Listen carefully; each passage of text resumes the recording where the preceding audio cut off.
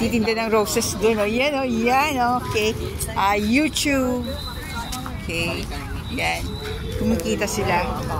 Balikan daw yung ex. At bumili ng roses. Maghanap pa na tayo dito ng mga masasaya. Nagpo-picture taking. Yun, yun.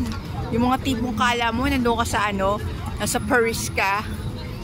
Pero dito ka lang naman sa sa likod ng Loton. Likod, lang to, gilid ng Liwasang Bonifacio. Bira kayo, lalakad ako dito sa gilid ng Liwasang Bonifacio. Yan nagkakaingit siya, Yan.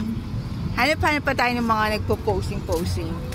Yan.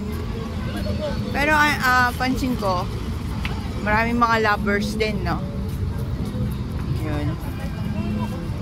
Yan. Mukhang dito ibang view. Ito nga ang post office. Likod nga ito ng post office. Okay. Anong ginagawa ng Lakambini sa ganitong oras? Inihahatid sa inyo ang aking paglalakbay. Gusto ko makita nyo ang kagandahan nitong Esplanade. Pwede nyo puntahan. Punta kayo dun sa may gilid ng ng Liwasang Bonifacio. Matatanaw nyo na o kaya ipagtanong nyo lang, saan po yung Esplanade? Tuturo sa inyo ito. Paggabi, ganito na itsura niyan. May mga fountain na decolor at mga ilaw.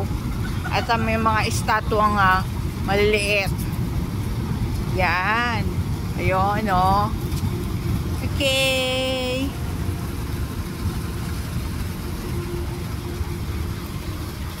Meron na naman kayo nalaman na pwedeng paglakwatsahan.